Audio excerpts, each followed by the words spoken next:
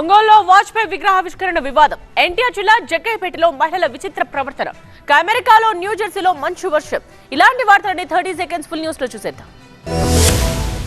ఒంగోలులో అటల్ బిహారీ వాజ్పేయి విగ్రహ ఏర్పాటు వివాదానికి దారితీసింది. అటల్ మోదీ సుపరిపాలన యాత్ర ఇవాళ ఒంగోలుకు చేరుకోనుంది. యాత్రలో భాగంగా సౌత్ బైపాస్ రోడ్లో వాజ్పేయి విగ్రహావిష్కరణకు ఏర్పాట్లు చేశారు బీజేపీ నేతలు. అయితే శిలాఫలకంపై ఒంగోలు మేయర్ గంగాడ సుజాత పేరు లేకపోవడంతో వివాదం చెలరేగింది.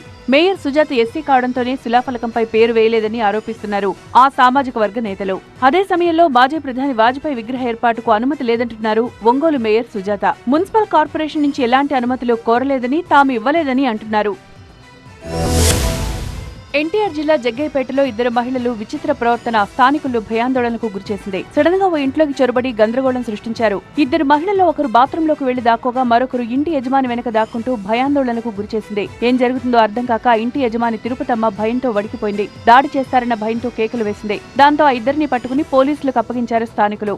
దొంగతనం చేయడానికి ఇంట్లోకి చొరబడ్డారని ఆరోపించారు. అయితే విచిత్రమైన రోగం ఉందని, అందువల్లే అలా ప్రవర్తిస్తుంటారని బంధువులు చెప్తున్నారు. షేర్ మహమ్మద్ గ్రామానికి చెందిన వాళ్ళిద్దరూ జగ్గయ్యపేట పనికొచ్చారని, ఆ టైంలో మూర్ఛ రావడంతో అలా ప్రవర్తించారంటున్నారు.